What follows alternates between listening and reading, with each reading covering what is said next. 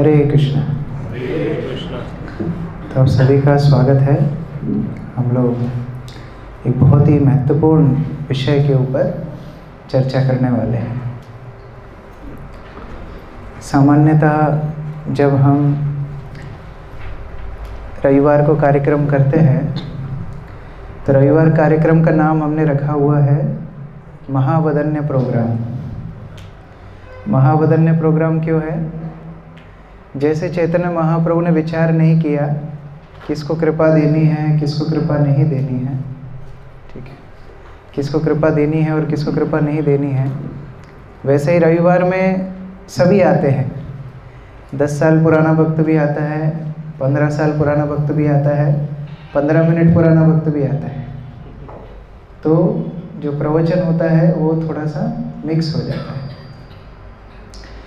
लेकिन जिस प्रकार से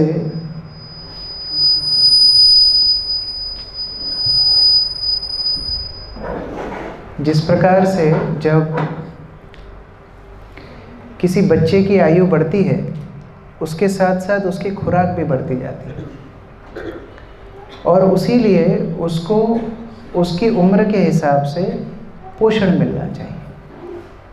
अगर उसको उम्र के हिसाब से पोषण नहीं मिलेगा तो उसके शरीर ठीक प्रकार से काम नहीं करेगा। जैसे जब कोई नवजात शिशु होता है तो वो दाल का पानी या सेरेलैक या ऐसा कुछ पीता है, खाता है ना।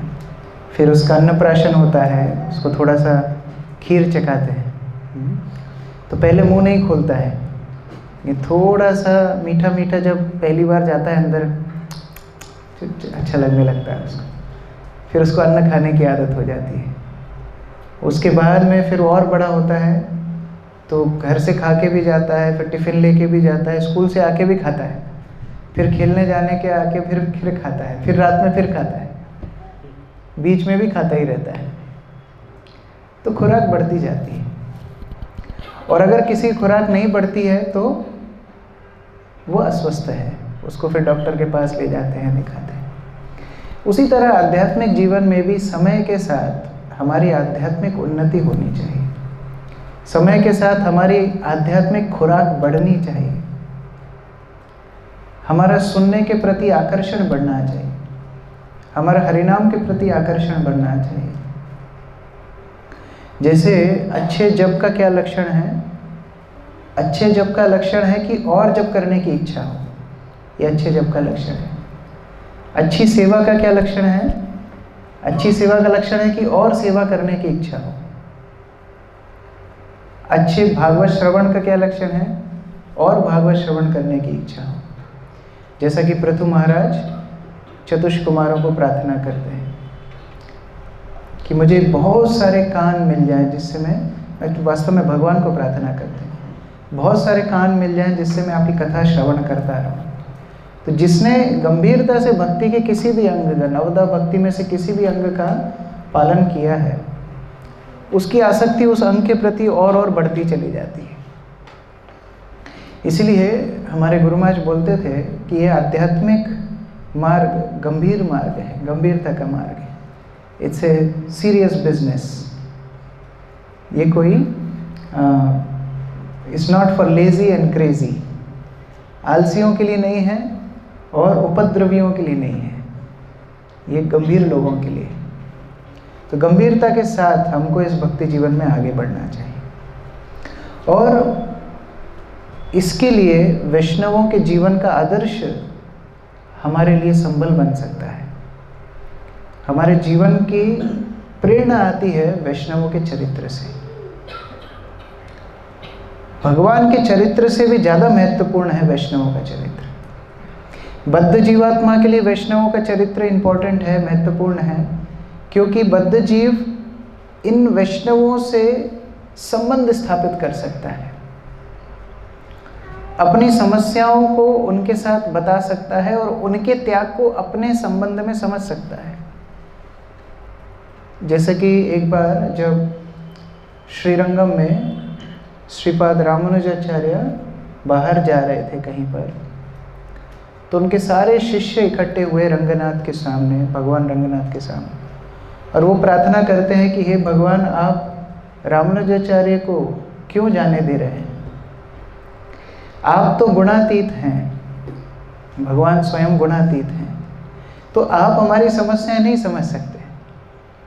लेकिन आपके शुद्ध भक्त रामानुजाचार्य, हमारे गुरु, हमारे बीच में रहते हैं, तो हमारी समस्याएं समझते हैं। उनके जीवन के आदर्श को हम ठीक ठीक अपने जीवन में अपना पाते हैं। भगवान का अनुकरण नहीं कर सकते हम, लेकिन वैष्णव आचार्यों ने जो आदर्श स्थापित किए हैं उनका अनुसरण करके हमारी भक्ति में हम आगे बढ़ सकते हैं। इसीलिए बद्ध जीव के लिए वैष्णव आचार्यों का जो जीवन चरित्र है बहुत महत्वपूर्ण है, और जो मुक्त हैं उनके लिए भी महत्वपूर्ण है, क्योंकि मुक्त अवस्था में ये जीवन चरित्र सुन करके और ज़्यादा कृष्ण के प्रति प्रेम बढ़ता है। ये कैसे पूर्ववर्ती आचार्यों ने कृष्ण को प्रेम किया है। जैसे चैतन्य महाप्रभु जो स्वयं राधा रानी का भाव लेकर के आए हैं, चैतन्य महाप्रभु स्वयं गोपियों के विषय में चिंता करते थे। चैतन्य महाप्रभु पूर्ववर्ती आचार्य विद्यापति, चंडीदास, जयदेव गोस्वामी इत्यादि के भजन गाते थे, और जब भी कोई बात करते थे तो इन वैष्णव आचार्यों ने कैसा सिद्धांत पालन किया है उसका उदाहरण देते थे। तो मुक्त अवस्था में भी महत्वपूर्ण है। और भगवान स्वयं के लिए भी वैष्णव आचार्यों का चरित्र बहुत प्यारा है। भगवान स्वयं भी वैष्णव आचार्यों का चरित्र सुनते हैं, बहुत उनको आनंद मिलता है। हमने एक बार आपके साथ शेयर किया था, उड़ीसा में एक गांव है, वहाँ पर एक बार एक घटना हुई थी कि जयदेव गोस्वामी के ऊपर एक फिल्म निकली थी। उस समय ब्लैक एंड वाइट फिल्म चलती थी, शायद 1984 या ऐसा कुछ की बात है। तो उस समय पर ये फिल्म जब रिलीज़ हुई तो पूरा फुल शो जा रहा था। तो एक दिन एक सीट पर एक व्यक्ति शॉल ओढ़ करके बैठा हुआ था। तो उसी में पुजारी था एक मंदिर का, उसने देखा कि ये शॉल तो भगवान जैसी दिख रही है, मैं ठाकुर जी को जो शॉल पहनाई वैसी शॉल है, क्या किसी ने चोरी कर ली है? तो वो उनसे पूछने के लिए पास में गया। तो जैसे ही पास में गया तो वो व्यक्ति दौड़ करके भाग गया, शॉल वहीं पर छूट गई। और जब ऑल्टर में जा करके पुजारी ने खोल के देखा तो वहाँ शॉल नहीं थी। वो कौन देखने के लिए आए थे? भगवान स्वयं जयदेव गोस्वामी की फिल्म देखने के लिए आए थे। तो अभी भी वो थिएटर में एक जगह रोक के रखी है। अभी तो खैर खूब चलाते होंगे, जो भी दम मारो दम, लेकिन कहने का अभिप्राय भगवान स्वयं भी अपने भक्तों की चरित्र सुनने में बहुत आनंद लेते हैं। जैसे कोई माता पिता अपने बच्चों की, जैसे ये जो स्कूल है अवंती स्कूल, या छोटे छोटे बच्चे आते हैं, तो कल इनका एनुअल फंक्शन है। तो एनुअल फंक्शन में ये छोटे छोटे बच्चे स्टेज पे डांस करेंगे। देखने कौन आएगा? मम्मी पापा, चाचा चाची, बुआ फूफा सब आएंगे, क्योंकि उनकी आसक्ति है अपने बच्चे से। वो बच्चे के बारे में देखना, बच्चे के बारे में सुनना, उसकी प्रशंसा होते हुए देखना, ये उनको बहुत श्रेयकर, उनको बहुत पसंद होता है। उसी प्रकार कृष्ण पृष्ठाय भूतले, आध्यात्मिक जगत में तो जैसे पीछे चित्र है, भगवान कृष्ण और बलराम के साथ ये सारे ग्वाल बाल, ये लोग भाग रहे हैं, दौड़ रहे हैं, खेल रहे हैं, और उनके बछड़े हैं साथ में, वो भी खेल रहे हैं। तो सभी भगवान के प्रिय हैं। लेकिन भूतले, इस भूमंडल पर कुछ जीवात्माएं भगवान को अति प्रिय हैं, जो भगवान के उद्देश्य को पूर्ण करने के लिए यहाँ पर आती हैं।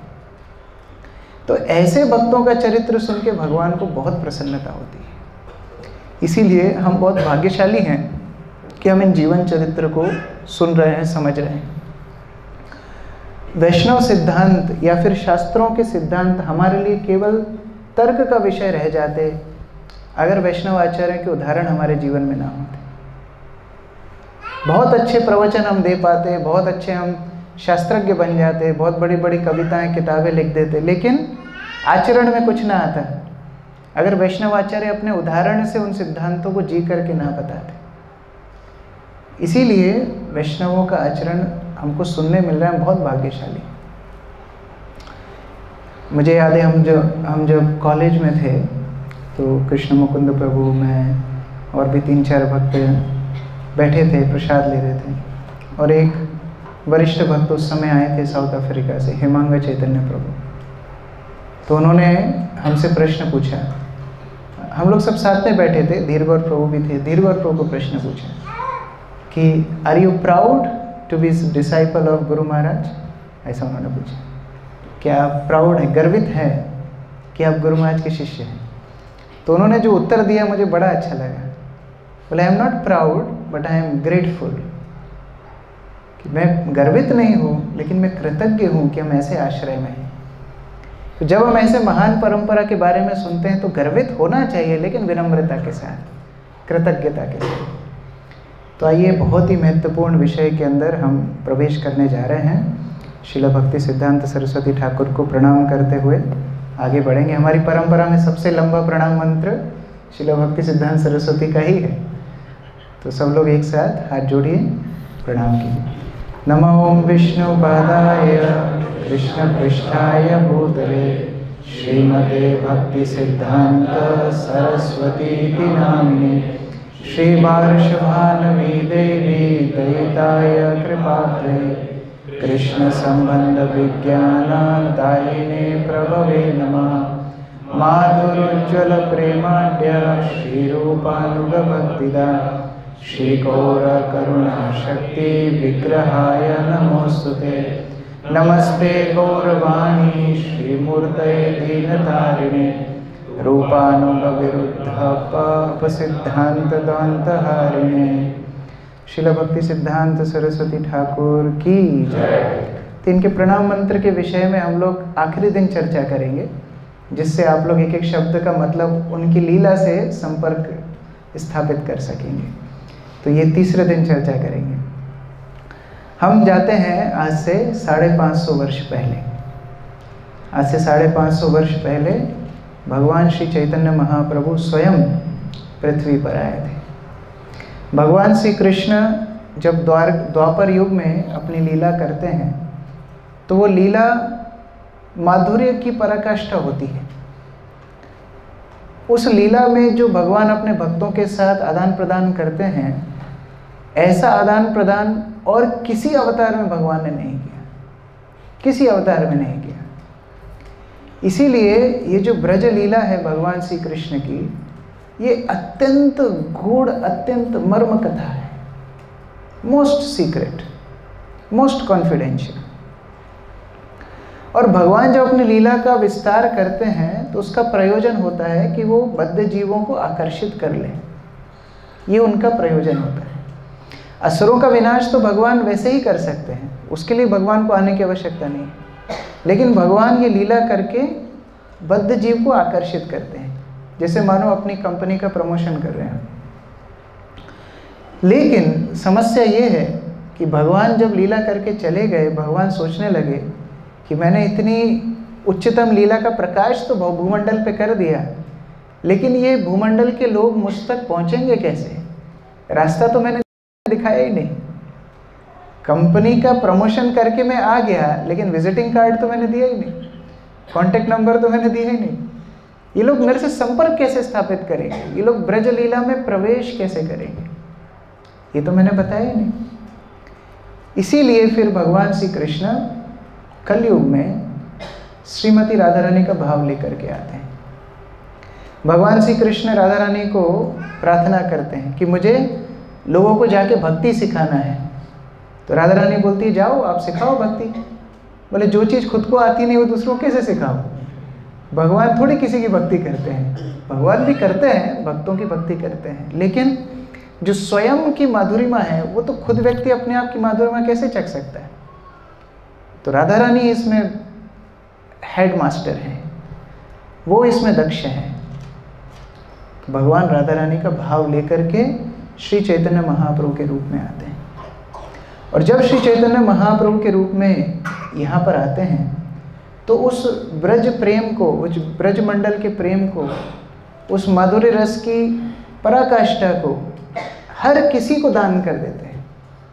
उस समय पर वो विचार ही नहीं करते कि कौन कौन लायक है, कौन लायक नहीं है। किस रूप में दान करते हैं? हरिनाम संकीर्तन के माध्यम से।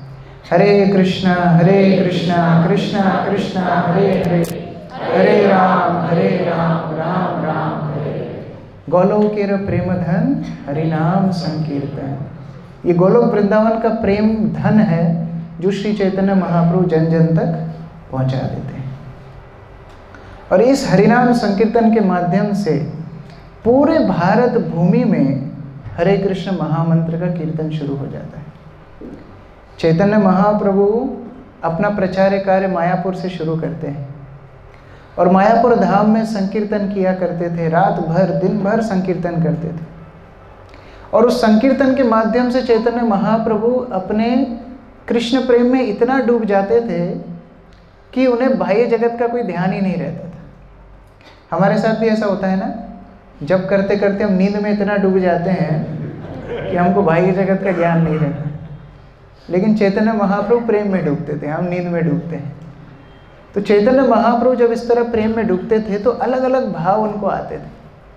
तो एक दिन चैतन्य महाप्रभु इतना ब्रज के प्रेम में निमग्न हो गए कि वो गोपियों का नाम लेने लगे।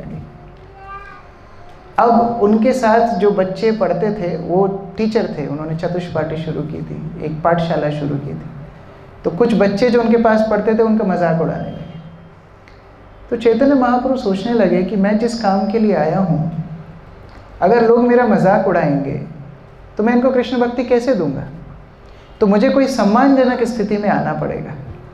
तो चैतन्य महाप्रभु संन्यास ग्रहण करते हैं, त्रिदंड संन्यास। वास्तव में एक दंड था, बाद में त्रिदंड हो गया, वो लंबी कहानी है। तो उन्होंने संन्यास ग्रहण किया और संन्यास ग्रहण करने के बाद चैतन्य महाप्रभु ने हरे कृष्ण महामंत्र को बांटना शुरू किया। महाप्रभु वृंदावन जब गए तो रास्ते में वाराणसी के हजारों मायावादी सन्यासियों को वैष्णव बनाया। जहाँ जाते थे उनको वैष्णव। दक्षिण भारत में गए, वहाँ पर कई हजारों भक्त बनाए। और महाप्रभु की प्रीचिंग टेक्निक कितनी सुंदर थी, उनको देख करके व्यक्ति भक्त बन जाता था। बस उनको देख लिया नाचते हुए, हरे कृष्णा कीर्तन करते हुए, व्यक्ति भक्त बन जाता। और कहीं अगर महाप्रभु ने किसी को स्पर्श कर दिया, तो उसके अंदर कृष्ण प्रेम का ऐसा तरंग, ऐसा झटका लगता था कि वो मानो पागल जैसा हो जाता था। और वो फिर जब अपने गांव जाता था, वो जिसको छूता था वो सबको भक्त बना देता था। फिर वो लोग जब दूसरे गांव में जाते थे, वो दूसरे गांव को भक्त बना देते। कितने अच्छे हैं ना, कोरोना से ज़्यादा स्प्रेडिंग है।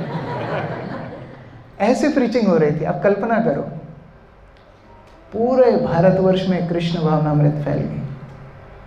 लेकिन चैतन्य महाप्रभु जानते थे कि सिद्धांत के बिना वैष्णव समाज भावुकता में ही रह जाएगा, सिद्धांत आवश्यक है। तो हरिनाम संकीर्तन के साथ साथ चैतन्य महाप्रभु ने सिद्धांत भी दिया, फिलॉसफी। चैतन्य महाप्रभु ने रूप गोस्वामी को दशाश्वमेध घाट पर 10 दिन तक लगातार कृष्ण भावनामृत की शिक्षा दी। इसी प्रकार श्री चैतन्य महाप्रभु ने सनातन गोस्वामी को कई हफ्तों तक कृष्ण भक्ति की शिक्षा दी। रघुनाथ दास गोस्वामी चैतन्य महाप्रभु के साथ रहते थे। रघुनाथ भट्ट गोस्वामी, गोपाल भट्ट गोस्वामी, जीव गोस्वामी छोटे बालक थे, महाप्रभु को दर्शन किए। तो इस प्रकार से 6 गोस्वामियों को महाप्रभु ने यह आदेश दिया कि तुम शास्त्रों की रचना करो, शास्त्र लिखो, नहीं तो क्या होगा, ये एक भावुक संप्रदाय बन के रह जाएगी। उन्होंने शास्त्रों की रचना शुरू की। चैतन्य महाप्रभु अपने धाम को वापस चले गए। तो ये कृष्ण भावनामृत आंदोलन की जिम्मेदारी आ गई षड गोस्वामियों के ऊपर। लेकिन क्योंकि उनको महाप्रभु ने इतना बड़ा काम दिया था, एक तो वृंदावन के सारे तीर्थ स्थानों को दोबारा से खोज करके उनकी स्थापना करना, विग्रह पूजा स्थापना करना, शास्त्रों को लिखना, वैष्णव सदाचार इत्यादि के विषय में बताना, ये सब काम करने में वो इतने व्यस्त थे कि वो स्वयं जाकर के जन जन तक प्रचार नहीं कर पाए। लेकिन उन्होंने जो दर्शन स्थापित किया, जो सिद्धांत स्थापित किया, जो नींव स्थापित की, उससे कृष्ण भावनामृत की जड़ स्थापित हो गई। इसलिए हम लोग रूपानुगा कहलाते हैं, श्री रूप गोस्वामी के अनुगामी। आगे जाके जीव गोस्वामी ने तीसरी पीढ़ी, चैतन्य महाप्रभु, उसके बाद षड गोस्वामी और उसके बाद तीसरी पीढ़ी, ये षड गोस्वामी हैं। 3 आचार्यों को उन्होंने प्रचार कार्य के लिए भेजा। ये पहली प्रीचिंग टीम थी। ये फर्स्ट प्रीचिंग टीम है हमारे आंदोलन की। ये 3 युवक वृंदावन धाम में आए थे। श्री नरोत्तम दास ठाकुर, इनका जीवन चरित्र भी बहुत बहुत गहरा है, बहुत ही सुंदर है। हम दिनों दिन इनके जीवन चरित्र पे चर्चा कर सकते हैं। नरोत्तम दास ठाकुर एक राजा के पुत्र थे। घर छोड़ करके महाप्रभु की सेवा करने के लिए वृंदावन धाम में आए थे। श्रीनिवास आचार्य भी इसी तरह बहुत ही धार्मिक परिवार से थे। बचपन से ही उनको वैष्णवों की शरण मिली, कृपा मिली, वो भी वृंदावन आए। और श्यामानंद पंडित, ये भी उड़ीसा से थे। तीनों वृंदावन में पढ़ाई कर रहे थे और इतने उच्च कोटि के वैष्णव थे कि इनको राधा कृष्ण का साक्षात दर्शन हुआ था। साक्षात श्रीनिवास और नरोत्तम एक बार गुफा में गए थे, वहाँ साक्षात कृष्ण का दर्शन उन्होंने किया, राधा रानी का दर्शन किया। श्यामानंद पंडित को राधा रानी ने स्वयं ने दर्शन देके उनको अपनी नुपुर से उनके मस्तक पर तिलक लगाया और उनका नाम पहले था दुखी कृष्णदास। राधा रानी ने बोला दुखी कौन होता है वृंदावन में, पर कृष्णदास दुखी कैसे? कृष्णदास सदा बिंदास, कृष्णदास दुखी नहीं हो सकता, तो उनको नया नाम दिया था श्यामानंद पंडित। तो उस तरह ये तीनों भगवान को साक्षात दर्शन किए थे। लेकिन जीव गोस्वामी ने इनको बोला कि स्वयं के आध्यात्मिक उन्नति के लिए वृंदावन में रहना अच्छा है, लेकिन उससे भी श्रेष्ठ है चैतन्य महाप्रभु की वाणी को जन जन तक पहुंचाना। हमारी परंपरा में सेवा को भाव से ज़्यादा प्राधान्यता दी है। मान लो आप बहुत अच्छे से गुरु पूजा में नृत्य कर रहे हो, सभी भक्त आनंद से झूम झूम कर नाच रहे हैं, उसी समय आपको बुलाया जाता है चलो किचन में ज़रूरत है। कैसा लगता है? अच्छा नहीं लगता है। आप अभी एक प्रवचन सुन रहे हो, अभी आपको बोला जाए जाओ जाकर किचन में पूड़ी बेलना है, नहीं इसके लिए सज धज के आए थे घर से, यहाँ पूड़ी बिलवा रहे हो हमसे आप। लेकिन हमारी परंपरा में सेवा को भाव से ज़्यादा प्राधान्यता दी है। भगवान श्री कृष्ण के सारथी दारुक, भक्ति रसामृत सिंधु में उदाहरण आता है। दारुक भगवान श्री कृष्ण के सारथी हैं। एक बार भगवान को चामर कर रहे थे और चामर करते करते अपने सौभाग्य को सराहना कर रहे थे कि मैं कृष्ण को निजी रूप से सेवा कर रहा हूँ। ये भाव से ही उनको आंसू आने लगे। अब जब आंसू आने लगे तो भगवान को देख नहीं पा रहे हैं, ठीक से चामर नहीं कर पा रहे हैं, तो वो अपने भाव को कोस रहे हैं कि आंसू मेरी सेवा में बाधा है। तो हमारी परंपरा में भाव को ज़्यादा प्राधान्यता नहीं दी है कि बैठ करके कोई रो रहा है, कि बैठ करके कोई समाधि में चला गया है, कि सो गया है, पता नहीं, सेवा को प्राधान्यता दी है। तो जीव गोस्वामी ने बोला आप तीनों जाइए कृष्ण भक्ति का प्रचार कीजिए। अब ये लेटेस्ट मॉडल हैं हमारी गौड़ीय परंपरा के उस समय के। इन्होंने लोगों को प्रचार नहीं किया, इन्होंने राजाओं को प्रचार किया। सीधा पूरा के पूरे राज्य को भक्त बना दिया। राजा को भक्त बनाया, उसको दीक्षा दी, उसने नियम पास कर दिया कि सभी लोगों को कल से कंठीमाला पहनना है, सबको कल से हरिनाम का जप करना है, सबको वैष्णव धर्म में दीक्षा लेनी है, बस पूरा राज्य भक्त। तो उस तरह से बंगाल, उड़ीसा, मणिपुर, आसाम, त्रिपुरा, ये सब वैष्णव राज्य बन गए। पूरे के पूरे राज्य कृष्ण भक्त बन गए। वहाँ पर तीनों आचार्य प्रचार कर रहे थे। लेकिन इन आचार्यों के तिरोभाव के बाद श्री चैतन्य महाप्रभु के आंदोलन की एक ऐसी स्थिति आ गई कि कोई भी भद्र व्यक्ति, कोई भी सज्जन व्यक्ति श्री चैतन्य महाप्रभु का अनुयायी अपने आप को बोलने में शर्म महसूस करता था। ऐसा क्या हुआ? जब भी कोई फेमस प्रोडक्ट होता है ना, उसका इमिटेशन जरूर शुरू हो जाता है। जैसे बिस्लरी बोतल जब आप खरीदते हो, बहुत ध्यान से खरीदो, वो वैसा ही दिखेगा, एक अक्षर थोड़ा इधर, बिस्लेली कर देंगे उसको, बिस्रेरी कर देंगे उसको। हर एक गोदरेज की आप अलमारी खरीदने जाएंगे, उसमें एक अक्षर इधर उधर कर देंगे, बस डुप्लीकेट। तो चैतन्य महाप्रभु का आंदोलन इतने पीक पर पहुंच गया था, इतनी ऊंचाइयों तक पहुंच गया था कि हर व्यक्ति चाहता था कि हम चैतन्य महाप्रभु के अनुयायी बने।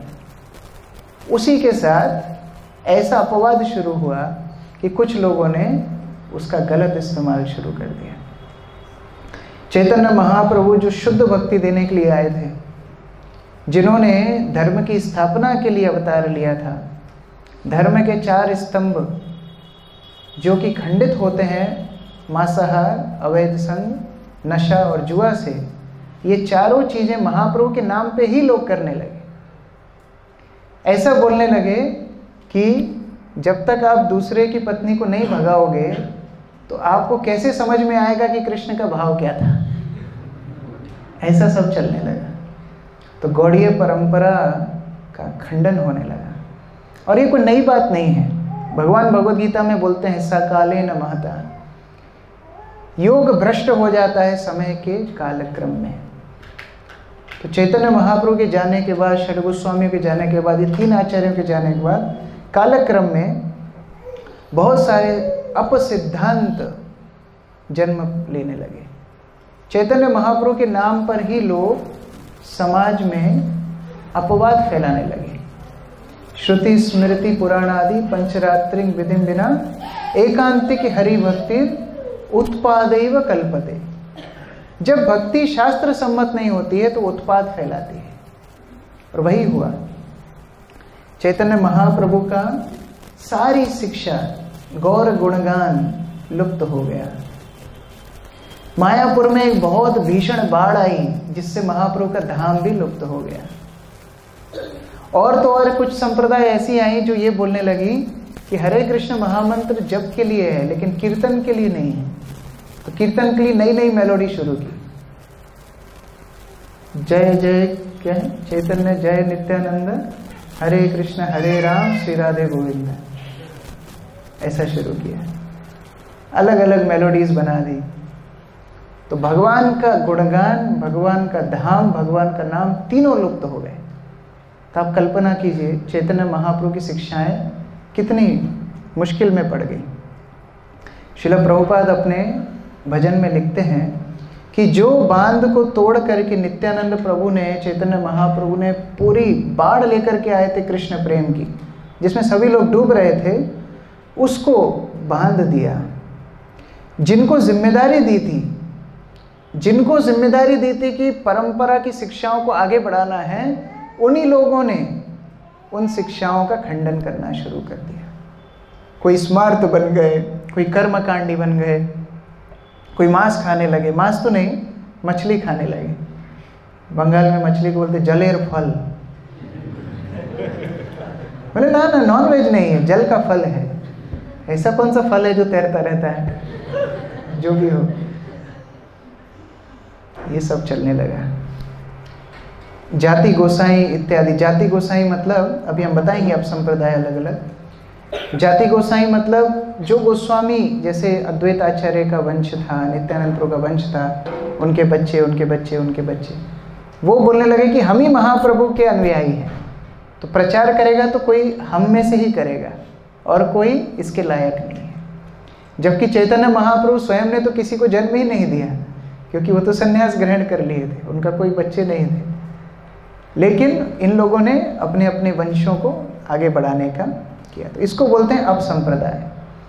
संप्रदाय शब्द का मतलब है प्रदान करना। प्रदाय मतलब देना, और संप्रदाय मतलब सम्यक रूप में जो शिक्षा है उसको पूरा पूरा यथारूप देना, उसको बोलते हैं संप्रदाय।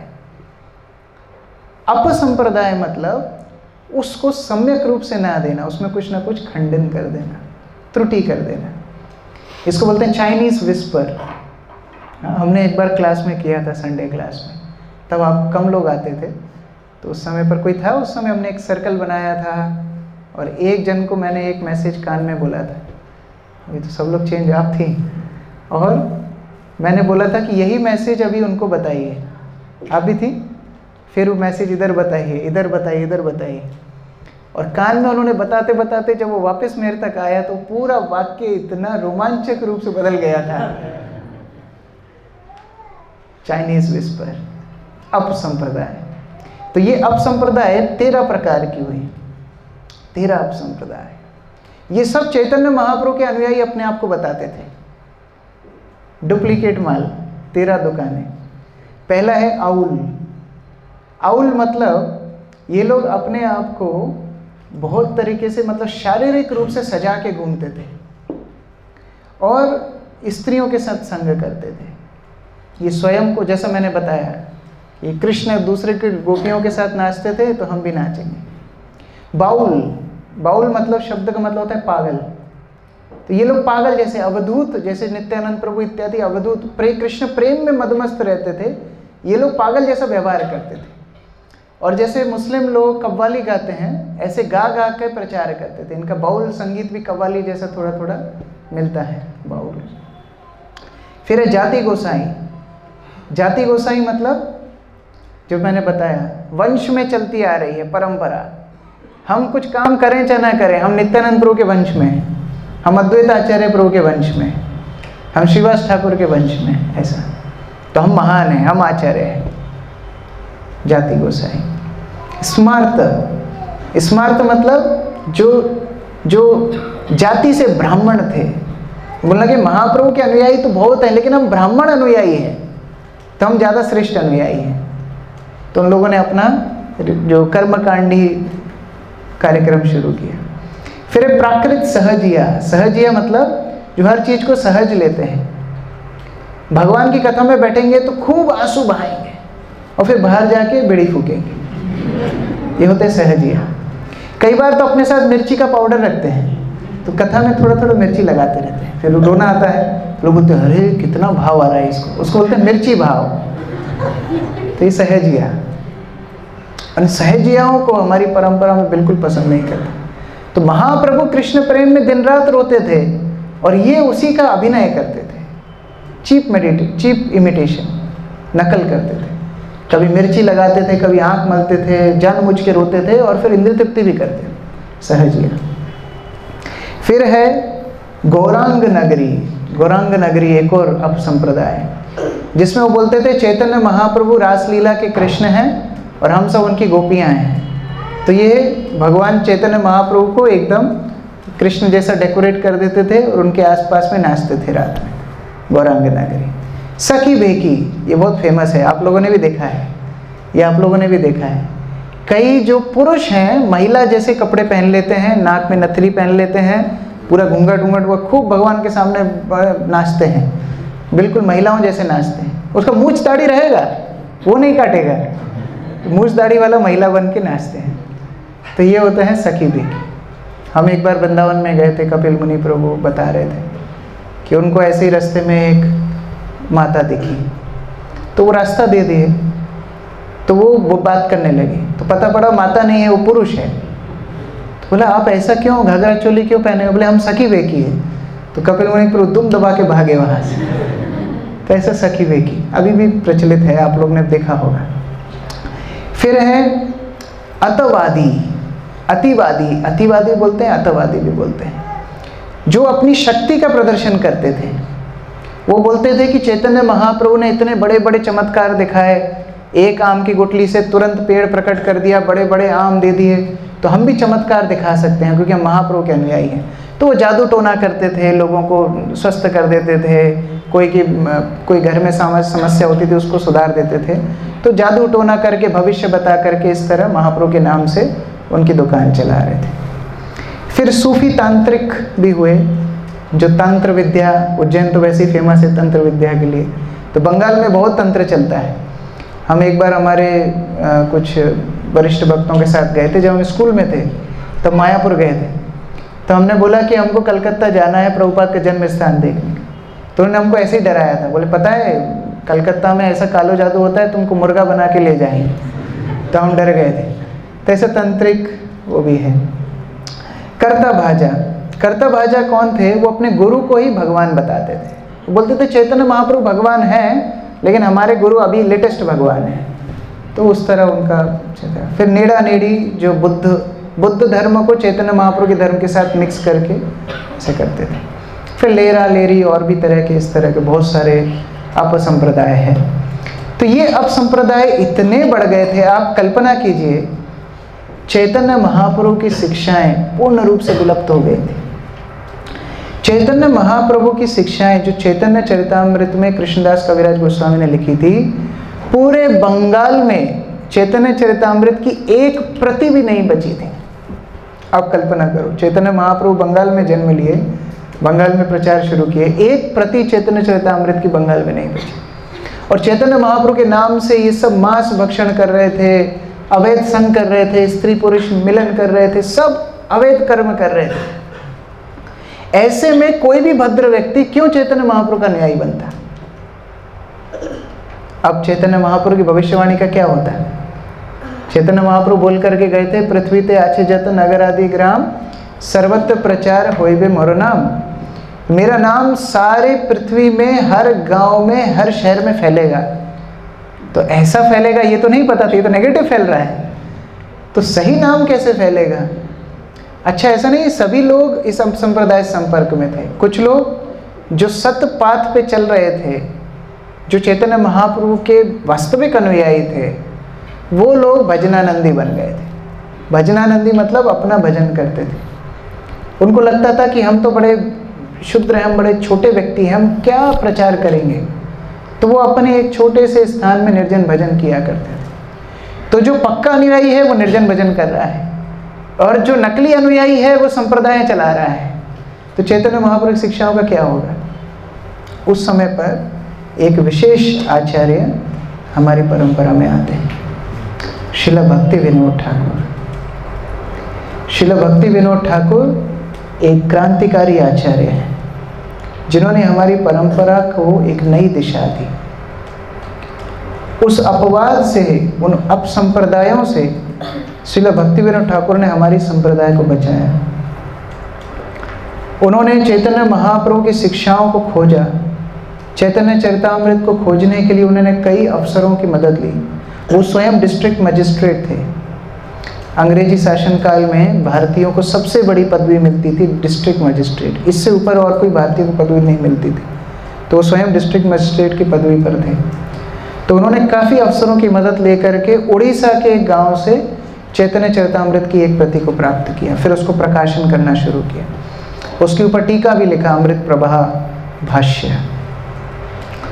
उसी तरह उन्होंने चैतन्य महाप्रभु का धाम की भी खोज की। ये अपने आप में एक सेमिनार है, तो मैं भक्ति विनोद ठाकुर की कथा में ज़्यादा नहीं जाऊंगा। उन्होंने चैतन्य महाप्रभु के धाम की खोज की काफ़ी स्तोत्रों से, और चैतन्य महाप्रभु के गुणगान की खोज हुई, नाम की भी खोज की। जो हरे कृष्ण महामंत्र क्यों जपना चाहिए, ये शास्त्रों से स्थापित किया। अपने कार्यकाल में 100 से ज़्यादा पुस्तकें भक्ति विनोद ठाकुर ने लिखी। एक अपसंप्रदाय फाल्गु बाबा की कहानी आप अभय चरण में देख सकते हो। वो अतिवादी था, योग सिद्धि वगैरह दिखाता था, आग में चला जाता था, बहुत सारे काम करता था। तो भक्ति विनोद ठाकुर ने उसको चुनौती दी थी, अगर तुम भगवान हो तो इस रात के अंधेरे को दिन में बदल के बताओ। अगर तुम भगवान हो तो गोवर्धन जैसे कुछ ही पर्वत को कुछ क्षणों के लिए उठा करके बताओ। उन्होंने उसको चैलेंज किया। तो बोलता है कि मैं अपने आप को भगवान नहीं बोलता, लोग मुझे भगवान बोलते हैं, तो क्या गलत है? भक्ति विनोद ठाकुर ने बोला तुम स्वीकार करते हो ये गलती है। तो भक्ति विनोद ठाकुर से बहुत नाराज हो गए। तो दोनों के बीच में युद्ध हुआ। कैसा युद्ध हुआ? शक्ति युद्ध हुआ। ये तो तांत्रिक था, इसके पास तो शक्तियाँ थी। ये भक्ति विनोद ठाकुर को मारने के लिए अपने एक जिंद को भेजता है। और भक्ति विनोद ठाकुर क्या करते हैं? श्रीमद् भागवतम को लेकर के पाठ शुरू कर देते हैं। उनको मालूम है भागवत साक्षात कृष्ण है। तो भागवत के पाठ मात्र से नष्ट प्रायेषु अभद्रेषु नित्यम भागवत सेवया, जो भागवत श्लोक पढ़ेगा अभद्र वस्तु रह ही नहीं सकती। तो वो जैसे ही जिंद आया, वो यू टर्न लेकर के उसी को मार दिया। तो फाल्गु बाबा की जय होगी, खत्म। ऐसे ही बहुत तांत्रिकों को, एक तांत्रिक को जेल में डाला, तो वो तांत्रिक ने जेल से ही जादू टोना कर दिया, जिससे भक्ति विनोद ठाकुर के सारे घर के मेंबर सब बीमार हो गए। उनकी पत्नी, उनके बच्चे, वो स्वयं सब बीमार हो गए। तब भक्ति विनोद ठाकुर ने उस अंग्रेजी अफसर को बोला, जो जेलर था, कि इन साधुओं की शक्ति इनके बाल में होती है। जो ज़्यादा योगी होते हैं ना, जादू टोना दिखाते हैं, ज़्यादा थोड़ा राख निकाल देंगे, थोड़ी चेन निकाल देंगे, ये सब उनके बाल ऐसे ऐसे लंबे लंबे होते हैं। आप तो समझ रहे हो मैं किसकी बात कर रहा हूँ। तो ऐसे ही पहले भी थे। तो उन्होंने बोला कि इसके बाल काट दो, इसकी सारी शक्ति चली जाएगी। तो वो अंग्रेजी जेलर ने वो तांत्रिक का हेड शेव कर दिया, शिखा भी नहीं छोड़ी। तो जब हेड शेव कर दिया, सारे भक्ति विनोद ठाकुर के घर वाले स्वस्थ हो गए। तो ऐसे वो अपसंप्रदायों से लड़ रहे थे। उन्होंने कई संगीत भी लिखे। भजन के माध्यम से, किताब के माध्यम से। उन्होंने देखा कि बाउल संगीत काफ़ी प्रचलित है, लेकिन वो तो आप संप्रदाय के संगीत है, तो उन्होंने स्वयं के भजन भी बाउल संगीत लय में लिख दिए। अच्छा, तुमको गाना ही है ना, अच्छे भजन गाओ। इसलिए भक्तिविनोद ठाकुर ने इतने सारे भजन लिखे हैं। हम लोग कई भजन गाते हैं अपने प्रोग्राम्स में। लेकिन वो स्वयं महसूस करने लगे कि मैं अकेला क्या कर पाऊंगा, मैं कितने दिन तक इन अपसंप्रदायों से लड़ूंगा। काफ़ी वृद्ध भी हो गए थे। तब उनकी पोस्टिंग तब थी जगन्नाथपुरी में, तो जगन्नाथपुरी के डिस्ट्रिक्ट मजिस्ट्रेट बन गए थे। तो उनका तबादला होता रहता था, तो उस समय पर वो जगन्नाथपुरी के डिस्ट्रिक्ट मजिस्ट्रेट बने। और जो उस समय पर डिस्ट्रिक्ट मजिस्ट्रेट होता था, उसी के अंडर में जगन्नाथ मंदिर का संचालन भी होता था उस समय पर। तो भक्तिविनोद ठाकुर ने जगन्नाथ से प्रार्थना की, हे भगवान, मैं आपके जो प्लान है, आपका जो आयोजन है, उसमें हस्तक्षेप नहीं करना चाहता हूँ। भक्त कभी भी भगवान के सामने डिमांड नहीं करते, भगवान आपको क्या दिख नहीं रहा है, ऐसा चल रहा है, ऐसे नहीं। तो भगवान, मैं जानता हूँ कि आपका अवतार कलयुग के अंत में कल के अवतार में होगा, अभी तो आप नहीं आएंगे, तो मैं आपके कार्यक्रम में व्यवधान नहीं डालना चाहता हूँ, लेकिन मैं एक प्रार्थना करना चाहता हूँ कि ये अपसंप्रदायों का खंडन करने के लिए, चैतन्य महाप्रभु की शिक्षाओं को आगे बढ़ाने के लिए आप अपना एक दूत भेज दीजिए, आपकी शक्ति का एक प्रकाश भेज दीजिए, रे ऑफ विष्णु, अपनी शक्ति का प्रकाश भेजिए। और उनकी प्रार्थनाएं सुन करके श्री चैतन्य महाप्रभु ने, जगन्नाथ ने 6 फरवरी 1874 में अपने एक दूत को उनके घर में पुत्र रूप से भेजा। ये श्रील भक्तिविनोद ठाकुर के चौथे पुत्र थे। भक्तिविनोद ठाकुर का घर उस समय पर जगन्नाथ मंदिर और जगन्नाथ बल्लभ गार्डन के बीच में था, जहाँ से रथ यात्रा निकलती है। और इस पवित्र पुरी धाम में उनका जन्म हुआ। शास्त्रों में बताया है कि कलयुग में पुरी धाम से धर्म की संस्थापना होगी। उत्कलात, उत्कल मतलब उड़ीसा, उड़ीसा में पुरी धाम से धर्म की पुनः स्थापना होगी। तो चैतन्य महाप्रभु जो युग धर्म स्थापना करके गए थे, जो युग अवतार हैं, उनके धर्म का खंडन पुनः स्थापित करने के लिए पुरी से शुरुआत होनी थी। और पुरी में ही जन्म लिया श्रील भक्ति सिद्धांत सरस्वती ठाकुर ने। हमारे गुरु महाराज ने श्रील प्रभुपाद की एक कविता को बंगाली में अनुवाद करके बहुत सुंदर रूप से बताया है।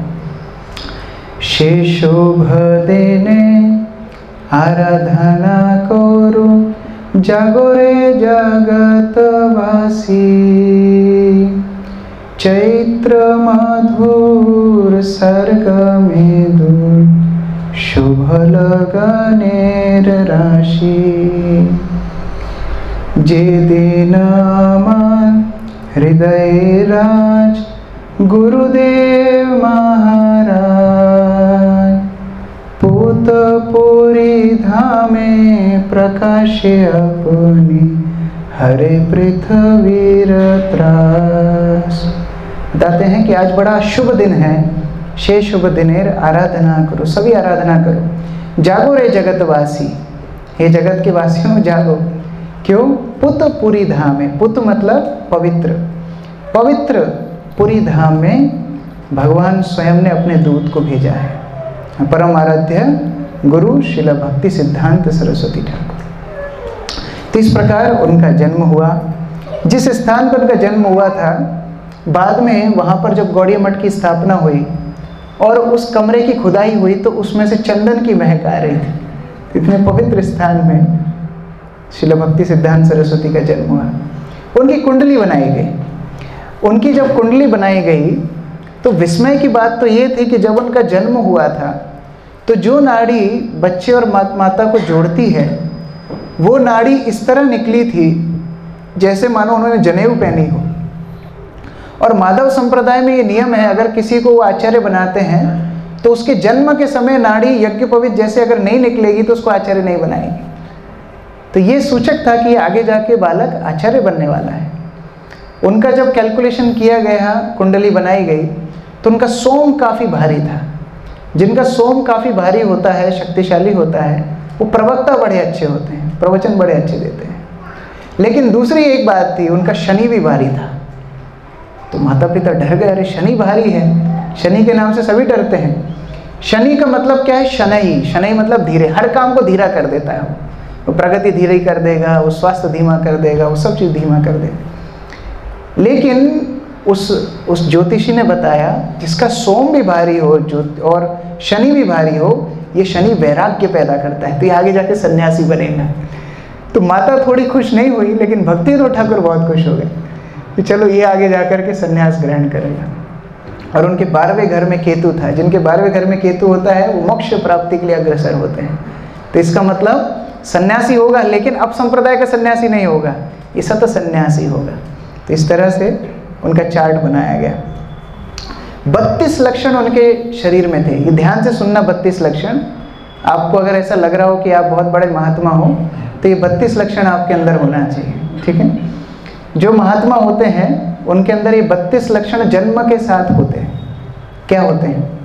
5 उनके अंग बड़े होते हैं, लंबे होते हैं, जैसे नाक। उनकी भुजाएं घुटने तक पहुंचती है। आप बोल रहे हैं हमारी भुजाएं तो घुटने तक पहुंच रही हैं, ऐसे नहीं, खड़े होके। जो खड़े हो गए तो आपके हाथ घुटने तक पहुंचेंगे, लंबे हाथ। उनकी ठुड्डी लंबी होनी चाहिए, उनके नेत्र लंबे होने चाहिए, और उनके नीज को क्या बोलते हैं? घुटना, घुटने भी दीर्घ होने चाहिए। 5 वस्तुएं उनकी बड़ी सूक्ष्म होनी चाहिए, जैसे त्वचा उनकी सूक्ष्म होगी। उनके फिंगरप्रिंट्स बड़े सूक्ष्म होंगे, मतलब अगर वो कहीं टच करेंगे तो उनके फिंगरप्रिंट्स छपेंगे नहीं। टीथ, उनके दांत बड़े सूक्ष्म और सफ़ेद होंगे।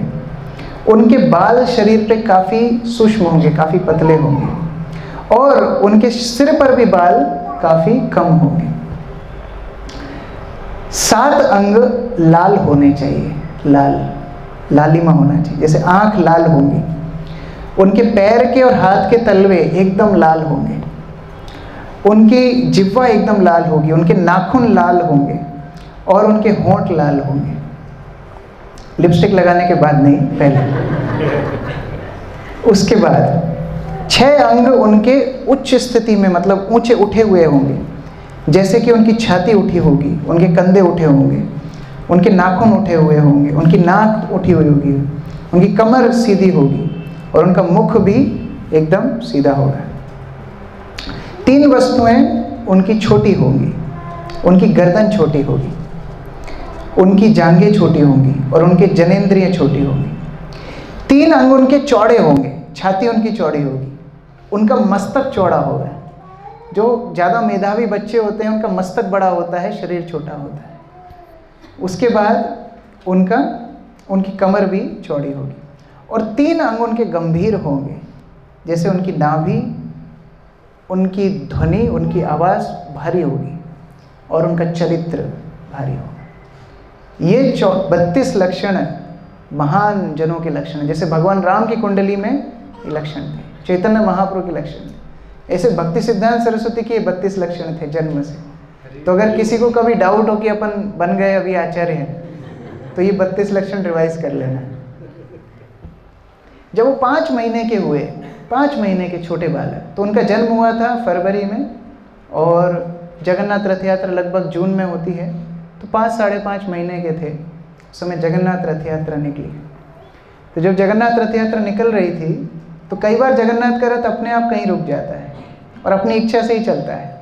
एक बार एक राजा ने प्रयास किया था कि बड़ी मुश्किल होती है, जगन्नाथ का रथ कहीं भी रुक जाता है, तो उसने 10-10 हाथी लगा दिए आगे पीछे। उसने बोला कभी भी रुकेगी तो हम हाथियों से खिंचवा देंगे। तो जगन्नाथ का रथ उस दिन रुका, और हाथी खींच खींच के परेशान हो गए, रथ हिला ही नहीं। जगन्नाथ उस दिन रात में उनको स्वप्न में आकर के बोले, देखो मेरे काम में अड़ंगा डालोगे तो ज़्यादा दिन राजा नहीं रहोगे, मैं अपनी इच्छा से चलता हूँ, अपनी इच्छा से रुकता हूँ। तो उस दिन से वो परंपरा भी बंद हो गई। अब जगन्नाथ का रथ जहाँ रुकता है वो अपनी इच्छा से रुकता है, भक्त लोग खींचते रहते हैं, जब चलने की इच्छा होती है जगन्नाथ की तरफ चलता है। तो ऐसे ही मैंने अभी बताया कैसे जगन्नाथ मंदिर और वल्लभ गार्डन के बीच में उनका घर था। भक्तिविनोद ठाकुर के घर के सामने जगन्नाथ का रथ रुक गया। 1 दिन हो गया, 2 दिन हो गए, 3 दिन हो गए, वो रथ नहीं हिल रहा है। तो तब भक्ति सिद्धांत सरस्वती की माता भगवती देवी, उन्होंने सोचा बच्चा छोटा है, 5 ही महीने का है, रथ भी रुका हुआ है घर के सामने, ये मौका कब मिलेगा, तो ले जाते हैं इनको आशीर्वाद लेने के लिए। तो माता भगवती बच्चे को लेकर के ऊपर गई और जगन्नाथ के चरणों में बच्चे को ऐसे लेटा दिया। तो बच्चा पलटी खा करके जगन्नाथ के चरणों में जैसे ही हुआ, जगन्नाथ की एक माला अपने आप उनके ऊपर गिर गई। तो इससे सभी पंडितों ने उनको बोला ये विशेष कृपा पात्र जगन्नाथ का भक्त है। तो भक्ति विनोद ठाकुर समझ गए कि जो प्रार्थना उन्होंने जगन्नाथ से की थी, ये उसी प्रार्थना के फल स्वरूप ये पुत्र हमारे घर में आया है। तो जगन्नाथपुरी के जो पंडा हैं वो बोलते हैं सामान्यतः कि और कोई मंदिर का प्रसाद नहीं है, और कोई मंदिर का प्रसाद महाप्रसाद नहीं है, केवल जगन्नाथ मंदिर का प्रसाद महाप्रसाद है। क्यों? क्योंकि हर मंदिर में भगवान को भोग लगता है और बंटना शुरू कर देते हैं, उसको बोलते हैं प्रसाद।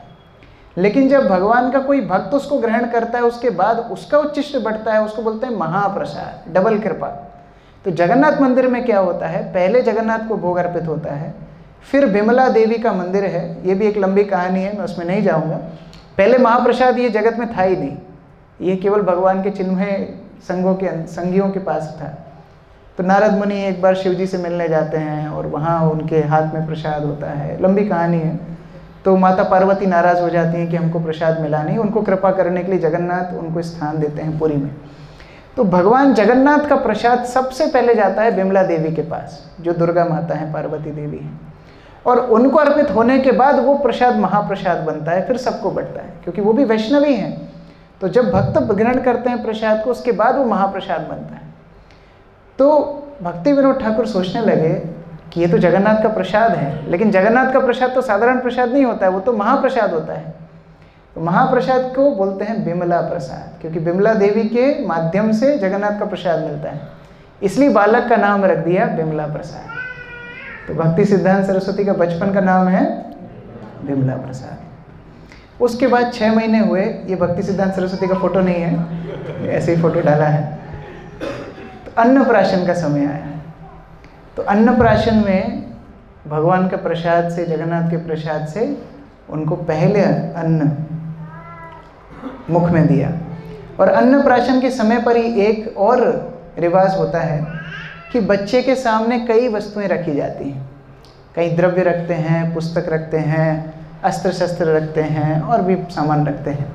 तो अभी इस्कॉन के भक्त तो बड़े चतुर हैं, एकदम भागवत आगे आगे रख देते हैं और बच्चे का एकदम डिस्टेंस नाप लेते हैं कि हाथ उसी पे पड़ेगा, और थोड़ा सा उसको छोड़ करके पीछे से धक्का देते हैं, बच्चा उसी पे हाथ लगाता है, फिर नाचने लगे, वाह वाह वाह वाह, भागवत जी ने भागवत। ऐसा अन्नप्राशन भक्ति विनोद ठाकुर ने नहीं किया। भक्ति विनोद ठाकुर ने द्रव्य पास में रखे, धन पास में रखा, उन्होंने बाकी चीज़ें पास में, भागवत दूर रखा और बच्चे को दूर छोड़ा। देखते हैं कहाँ जाता है। भक्ति सिद्धांत सरस्वती बिमला प्रसाद कुछ ना देखते हुए सीधा गया, भागवत को पकड़ लिया बस। तब भक्ति विनोद ठाकुर को और पुष्टि हो गई कि ये भागवत का प्रचार आगे करेगा। ये उनका बचपन का रियल फोटो है, मस्तक बड़ा है, शरीर छोटा है, बिमला प्रसाद। तो ये जब 4 साल के थे, एक और घटना हुई। भक्ति विनोद ठाकुर क्योंकि डिस्ट्रिक्ट मजिस्ट्रेट थे, तो उनके घर में कई उपहार आते रहते थे। तो एक बार आम का मौसम था, तो ये आम की टोकरी कोई लेकर के आया, बड़े सुगंधित आम। तो बच्चे का स्वभाव तो होता है, कुछ भी अच्छी चीज़ मिलती है तो खाना शुरू कर देता है। तो बिमला प्रसाद 4 साल का था, वहाँ गया, आम की टोकरी से एक आम उठा करके खाने लगा। जैसे ही भक्ति विनोद ठाकुर ने देखा, भक्ति विनोद ठाकुर उनको समझाते हैं कि अरे भगवान को भोग लगाए बिना तुमने खा लिया, भगवान को भोग लगाए बिना तो नहीं खाना चाहिए, सब कुछ भगवान की संपत्ति है, ईशावास्यम इदम सर्वम, तो हम भगवान से चुरा करके कैसे खा सकते हैं। ये बात उस 4 साल के बच्चे के अंदर इतनी गहरी चली गई कि उन्होंने जीवन पर्यंत आम ना खाने का प्रण लिया 4 साल की उम्र में। इसीलिए उनका नाम है सिद्धांत, भक्ति सिद्धांत। अपने सिद्धांतों के लिए बड़े दृढ़ता है। बाद में जब वो आचार्य भी बन गए, लोग आम लेकर के आते थे तो दोनों हाथ जोड़ करके बोलते थे मैं अपराधी हूँ। नहीं गुरु महाराज क्या अपराध किया, तो 4 साल की उम्र में मैंने बिना भगवान को भोग लगाए आम खाया। इस कैलकुलेशन से तो हमारा दाल रोटी सब्जी पानी सब बंद हो जाना चाहिए। भक्त बनने के बाद भी यथा तथा कुछ खा ही लेते हैं, लेकिन 4 साल की उम्र में जो शिक्षा पिताजी ने दी, कभी जीवन पर्यंत आम नहीं खाया। ये भक्त का लक्षण होता है। भक्त अपनी कोई एक गलती को जीवन भर स्मरण करके विनम्र रह सकता है। और जो भौतिकवादी व्यक्ति है वो क्या करता है, अपना कोई एक अच्छा काम याद करके जिंदगी भर उसका सम्मान खाना चाहता है। वो 15 साल बाद भी बताएगा हमने संक्रांति पे 14 मिक्सी बांटी थी, वो 15 साल बाद भी वो मिक्सी बट ही रही है उसके मन में। सम्मान की अभिलाषा है। लेकिन भक्ति सिद्धांत सरस्वती अपनी एक कर्म को याद करके बोलते मैं अपराधी हूँ, भगवान के चरणों में मैंने अपराध किया है। तो इस प्रकार से उन्होंने, तो भक्ति सिद्धांत सरस्वती उनके सामने से निकल गए, उनको प्रणाम नहीं किया।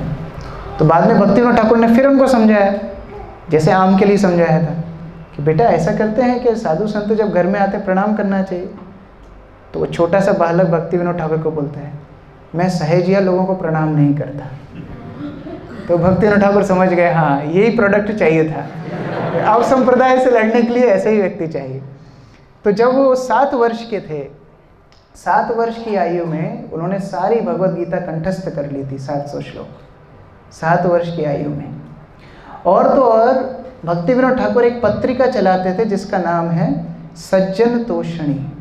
सज्जन तोषणी, इस पत्रिका की एडिटिंग करते थे भक्ति सिद्धांत सरस्वती 7 साल की उम्र में।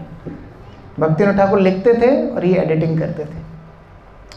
उसी समय पर श्रील भक्ति सिद्धांत सरस्वती ने कलकत्ता में शिफ्ट किए। कलकत्ता में उनको डिस्ट्रिक्ट मजिस्ट्रेट का पद मिला था, तो उन्होंने भक्ति भवन, उनका घर बनाना शुरू किया था। तो उस घर की खुदाई में एक कुर्म शिला निकली। कुर्म शिला मतलब शालिग्राम शिला अलग अलग अवतारों को संबोधित करती है। कोई शालिग्राम नरसिंह रूप में होती है, कोई कुर्म रूप में होती है, अलग अलग रूप में होती है। तो कुर्म शिला थी।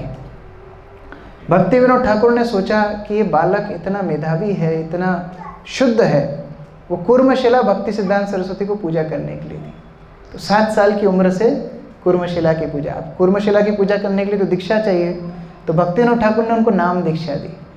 हरे कृष्ण कृष्ण कृष्ण हरे हरे, हरे राम राम राम हरे। उनको हरे कृष्ण महामंत्र दिया, नरसिंह मंत्र भी दिया। 7 साल की उम्र में इनिशिएशन हो गया।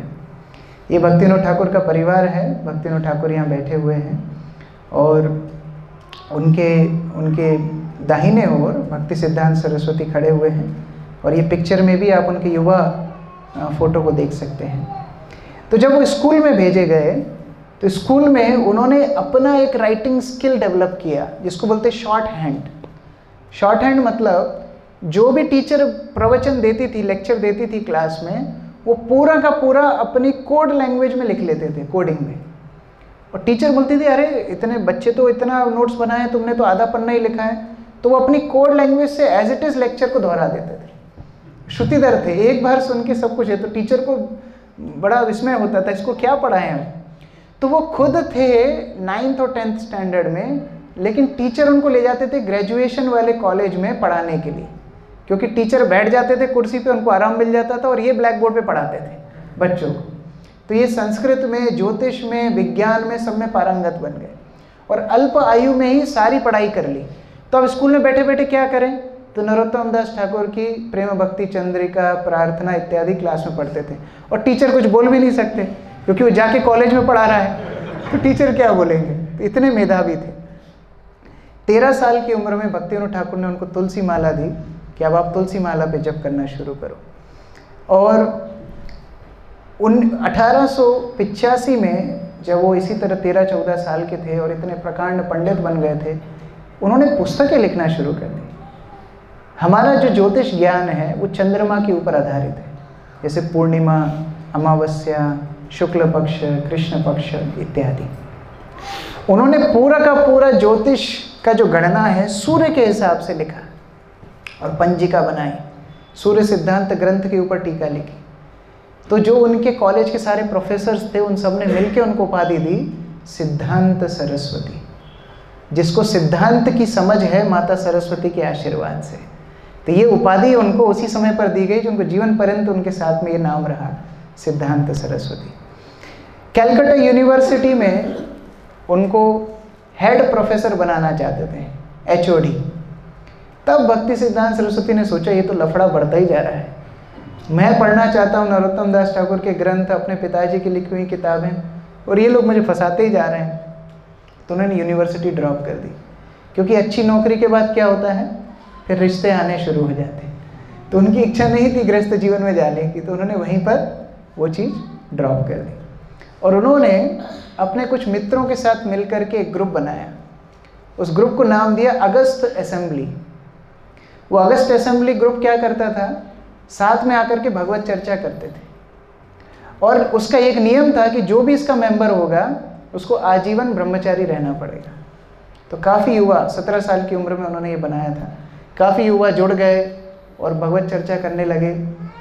और उस अगस्त असेंबली में लास्ट तक कितने मेंबर बचे पता है? एक ही मेंबर बचा, भक्ति सिद्धांत सरस्वती, बाकी सब शादी ब्याह करके भाग गए।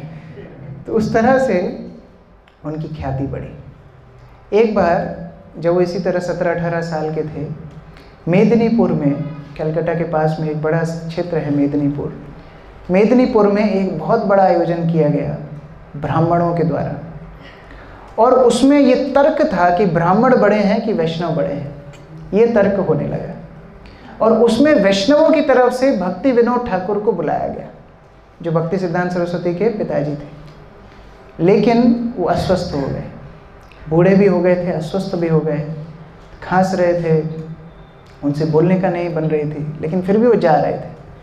तो भक्ति सिद्धांत सरस्वती उनको बोलते हैं, पिताजी आप क्यों जा रहे हैं, आप अस्वस्थ हैं, ऐसी हालत में आपको नहीं जाना चाहिए। तो बोले नहीं, अगर मैं आज नहीं जाऊंगा तो वैष्णवों की तरफ से कौन लड़ेगा, ये ब्राह्मण लोग वैष्णव लोगों को दबा देंगे, चैतन्य महाप्रभु शिक्षा फिर दब जाएंगे। तो भक्ति सिद्धांत सरस्वती बोलते हैं आप मुझे आशीर्वाद कीजिए, मैं जाऊंगा। तो भक्ति विनोद ठाकुर बोलते हैं अरे वहाँ बड़े बड़े सब विद्वान आएंगे, सब मठाधीश लोग आएंगे, कोई चिंता नहीं, आपका आशीर्वाद रहेगा तो मैं सब कर लूँगा। ठीक है, भक्ति विनोद ठाकुर ने उनको भेज दिया। और वो जब आए तो सब लोग हंस रहे थे, अरे ये लड़का आया है, भक्ति विनोद ठाकुर ने इसको भेज दिया, ये हमसे क्या लड़ेगा, क्या बताएगा, क्या प्रवचन करेगा।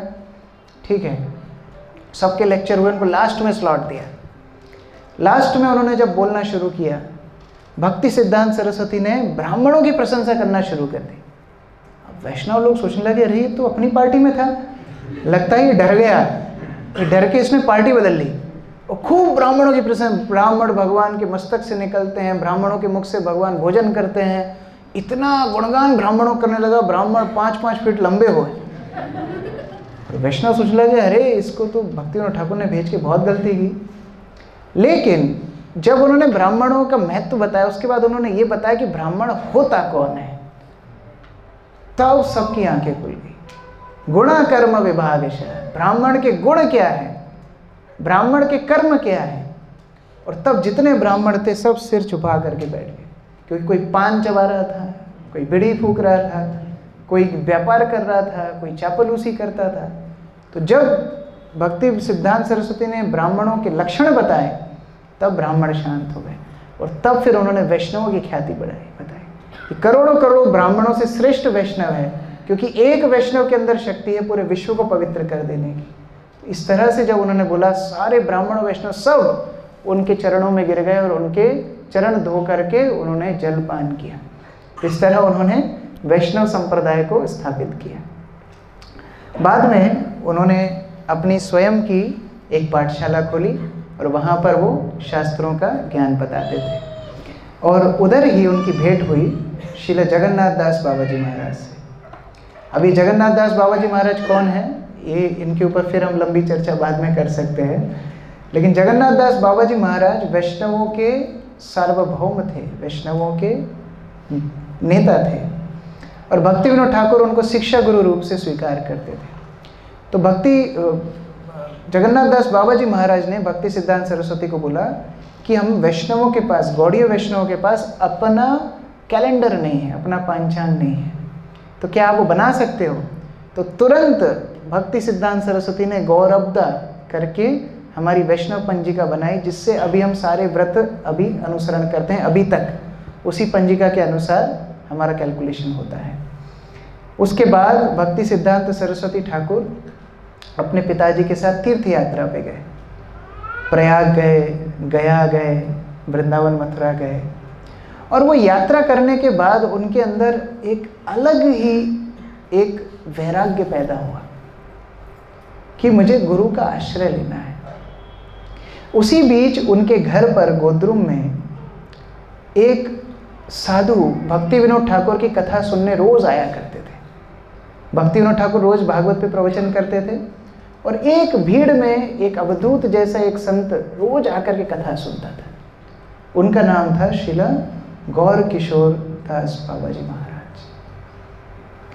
सभी लोग, जो भी लोग भक्ति विनोद ठाकुर के घर में आते थे, वो सब भक्ति सिद्धांत सरस्वती को बहुत प्रशंसा करते थे, क्योंकि पिताजी प्रवचन कर रहे हैं, बेटा पास में बैठता ही था, और भक्ति सिद्धांत सरस्वती को सब प्रशंसा करते थे कि अरे इतना इंटेलिजेंट है, इसने हमारी वैष्णव कैलेंडर बनाया है, इसने सूर्य सिद्धांत पे कमेंट्री लिखी है, इसने ये किया है, इसने वो किया है।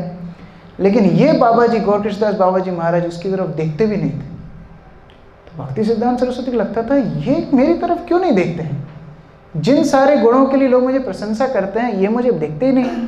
तो कई बार ये खुद से उनके सामने जाने का प्रयास करते, तो गौर कृष्णदास बाबा जी महाराज मुंह फेर करके चले जाते। बड़ा ऐसा लगता था अरे ये क्या है। बाद में उन्होंने उनके पास में और पास में जाने की कोशिश की, तो गौर कृष्णदास बाबा जी महाराज बोलते हैं तो मैंने जिन बातों का घमंड है वो सब बातें भगवान श्री कृष्ण की सेवा की प्रतिकूल है। ये सुन के भक्ति सिद्धांत सरस्वती का हृदय एकदम डूब सा गया। वो भक्ति विनोद ठाकुर के पास गए, उन्होंने पूरी बात बताई। भक्ति विनोद ठाकुर बोले अब तुम्हारा समय आ गया है दीक्षा लेने का। जो अभिमान को चूर करे वही तो गुरु है। पूरी दुनिया तुमको प्रशंसा करती है, पूरी दुनिया तुम्हारी जय जयकार करती है, लेकिन एक व्यक्ति तुमको मिला है जो तुम्हारा कान पकड़ सकता है, जाओ उन्हीं से जाके दीक्षा लो। गौर कृष्णदास बाबा जी महाराज से तुम दीक्षा लो। भक्ति विनोद ठाकुर स्वयं इतने महान आचार्य हैं, स्वयं भागवत पे प्रवचन कर रहे हैं, उनकी क्लास में बैठने वाले एक संत के पास अपने पुत्र को भेज रहे हैं, अनुशासन सीखना है जाओ उनके पास समर्पण, उनके पास दीक्षा लो। मज़े की बात यह है गौर कृष्णदास बाबा जी महाराज अपना नाम भी लिखना नहीं जानते थे, वो निरक्षर थे। और यहाँ एक ऐसा मेधावी बालक है जो श्रुतिधर है, जिसको सुन के बात याद हो जाती है, एक बार कुछ पढ़ ले तो एज इट इज बता दे। इतना विद्वान व्यक्ति को किसके पास भेज रहे हैं? गौर कृष्णदास बाबा जी महाराज के पास। इसलिए चैतन्य महाप्रभु ने बोला है किबा विप्र किबा न्यासी शूद्र के नाय जय कृष्ण तत्ववेत्ता से ही गुरु है। कृष्ण तत्व कौन जानता है, कृष्ण प्रेमी कौन है? ये गौर कृष्णदास बाबा जी महाराज। उनका वैराग्य साक्षात वैराग्य मूर्ति थे वो। उनके पास जपमाला भी नहीं थी, वो रास्ते में कोई डोरी उठा लेते थे, उसमें गठान बांध के जप करते थे। कभी कभी उनकी कंठी माला खुद उतार करके दूसरे को दे देते थे, तो गले में कंठी माला भी नहीं है। फिर कभी कोई देता था तो पहन लेते थे। कई बार लोग उनको परेशान करते थे, तो जहाँ लोग मल त्याग करते थे वहाँ जा करके बैठ करके जप करते थे, जिससे कोई डिस्टर्ब करने ना आए।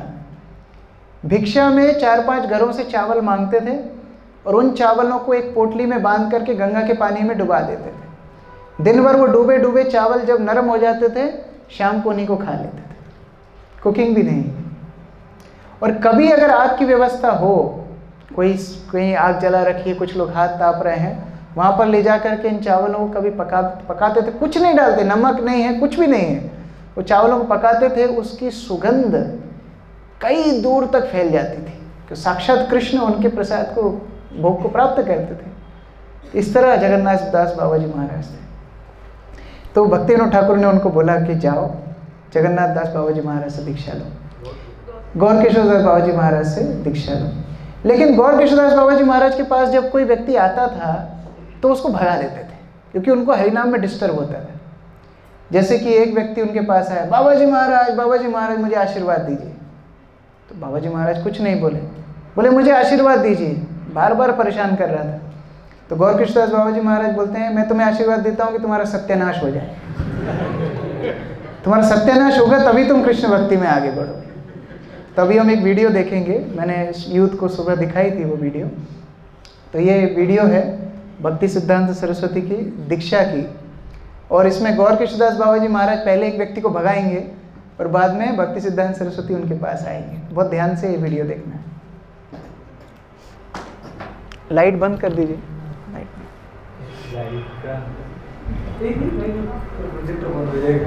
अच्छा रहने दो, फिर एक्सपेरिमेंट मत करो, एक्सपेरिमेंट मत करो मत। हरे कृष्ण कृष्ण कृष्ण हरे हरे। क्या करो?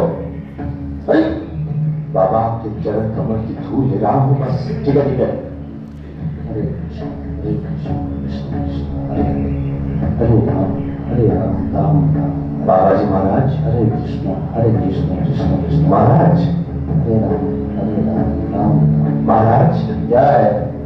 बहुत हो चुका, अभी मुझसे नहीं देखा जाता। आपको ये जगह शोभा नहीं देती महाराज। आपकी जगह तो मेरे महल में है बाबा। हरे कृष्ण हरे राम राम राम हरे। महाराज आप इन पत्थरों पर नहीं, मखमली बिस्तर पर विश्राम कीजिए। हरे कृष्ण पुराने वस्त्र क्यों? मैं आपके लिए दक्षिण भारत से रेशम के कपड़े मंगवाया हूं। अरे उन्हें पहनिए और आप मेरे साथ चलिए बस।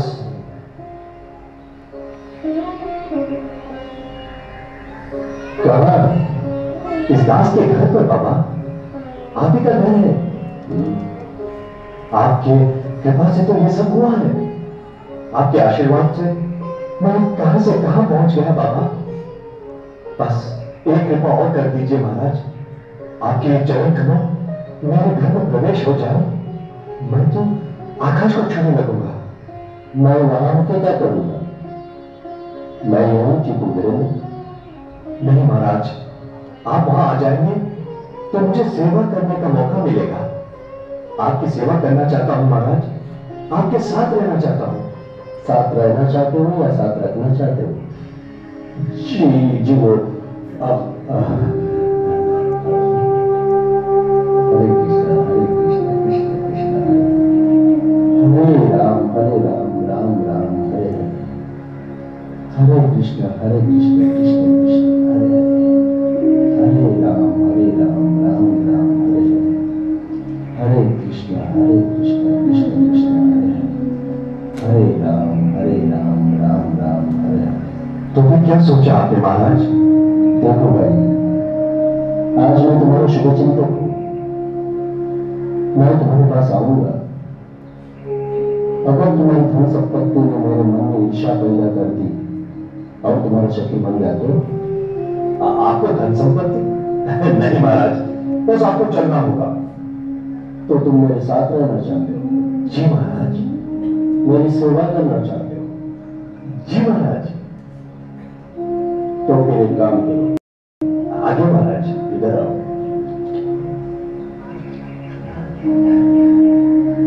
अब इसकी कोई जरूरत नहीं। अगर मेरे साथ रहना चाहते हो तो ये चाहो, नहीं इसकी कोई जरूरत नहीं।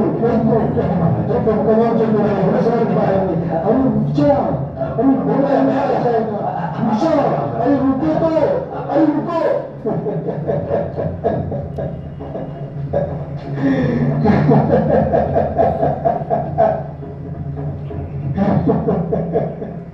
मैं एक साधक मैं दिखा आया था। मैंने के सपने दिखा रहा है मुझे। पोषण कपड़ा पहनाएगा, सेवा करने आया था। पर ये जो कृष्ण का नहीं वो किसी का नहीं हो सकता।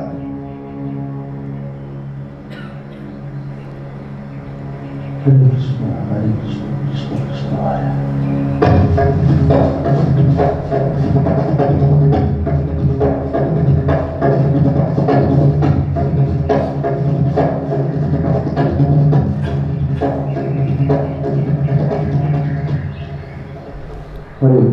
हरे कृष्ण कृष्ण कृष्ण हरे हरे। हरे राम राम राम हरे हरे।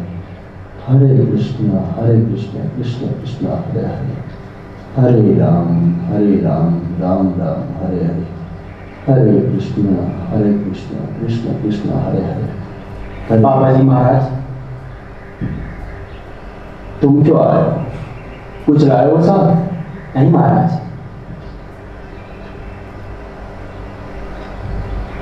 मैं तो भिक्षा मांगने आया हूं। क्या भिखारी से भिक्षा? जी महाराज, भक्ति की भिक्षा। क्या आप मुझे अपना शिष्य स्वीकार करेंगे? मैं कृष्ण को पाना चाहता हूं। वो मार्ग आप ही मुझे दिखा सकते हैं महाराज।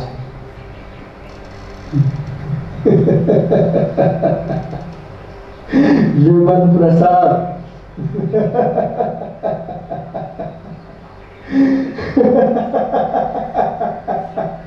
ज्योतिष शास्त्र के महान विद्वान, मैं तुम्हारे गुरु कैसे बन सकता हूं? मुझे खुद अपने नाम के अक्षर तक नहीं मालूम। लगता है भक्ति विनोद ठाकुर ने तुम्हें उल्टा सीधा कहकर भेज दिया है। मैं खुद गुरु की तलाश में हूं। मैं क्या किसी का गुरु बनूं? महाराज, बात मत टालिए मेरी। मैं आपका शिष्य बनकर वो भक्ति रस पाना चाहता हूं जिससे मेरे व्याकुल मन को शांति मिले। वो मार्ग मिले जिस पर चलकर मेरा जीवन सफल हो जाए। और वो मार्ग मुझे आप ही दिखा सकते हैं बाबा जी महाराज। अंधे से मार्ग पूछ रहे हो? जाओ, किसी ऐसे गुरु को खोजो जिसमें तुम्हें मार्ग दिखाने की क्षमता हो, जो तुम्हारे योग्य हो। इसीलिए तो आपके पास आया हूं। क्या कुछ नहीं मेरे पास, कुछ नहीं, जाओ। क्या आपको मुझ पर विश्वास नहीं महाराज? आप किसी भी तरह की परीक्षा ले लीजिए, मैं तैयार हूं। ठीक है, जाओ। मैं कृष्ण से पूछूंगा। यदि कृष्ण ने कहा कि मैं तुम्हारे गुरु बनने योग्य हूं तो मैं तुम्हें शिष्य बनाऊंगा। जाओ। हरे कृष्ण, हरे कृष्ण। सुना नहीं तुम्हें? जाओ।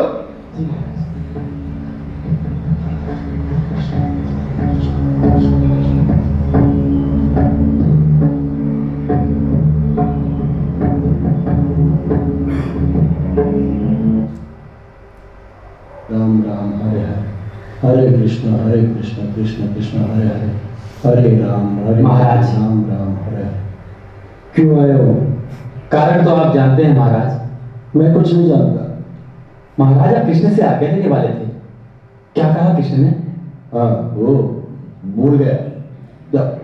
कोई बात नहीं, आप पूछ लीजिए, मैं प्रतीक्षा करूंगा। पूछ लिया। क्या कहा कृष्ण ने? कृष्ण ने कहा मैं तुम्हारे गुरु बनने योग्य नहीं हूं। जाओ, तुम दूसरे गुरु की तलाश करो। जाओ। हरे कृष्ण कृष्ण कृष्ण हरे हरे, हरे राम राम राम हरे हरे, हरे कृष्ण कृष्ण कृष्ण हरे हरे, हरे राम राम हरे हरे, हरे कृष्ण कृष्ण कृष्ण हरे हरे। कह दिया ना, जाओ तुम। नहीं महाराज, मैं अपने शव को अपने कंधे पर नहीं ले जा सकता। अब यहां से मेरा जीवित लौटना मुश्किल है बाबा। ऐसा न्याय मुझे मत कीजिए। अगर मैं कृष्ण भक्ति के मार्ग पर नहीं चल सका तो ये मेरा जीवन बेकार है। मिटा दूंगा इस जीवन को, खत्म कर दूंगा बाबा। मेरे मन की पीड़ा को आप भी जानते हैं और कृष्ण भी। फिर भी नहीं जाने क्यों आप मुझे अपना शिष्य नहीं बनाना चाहते।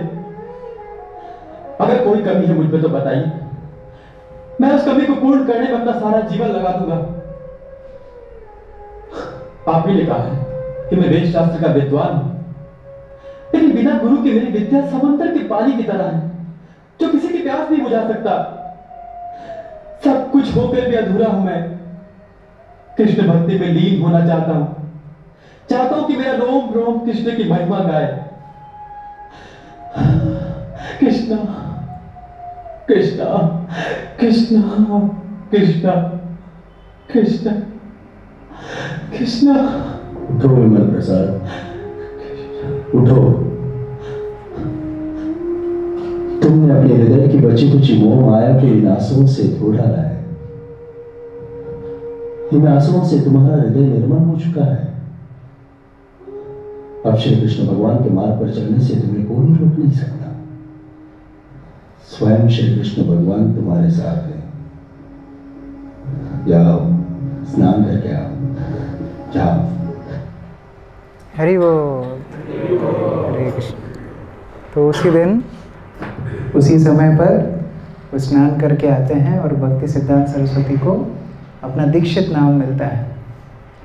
गौर कृष्णदास बाबा जी महाराज जो बोल रहे थे कि मुझे अपने नाम के अक्षर भी नहीं पता, उनको इतना सुंदर नाम देते हैं।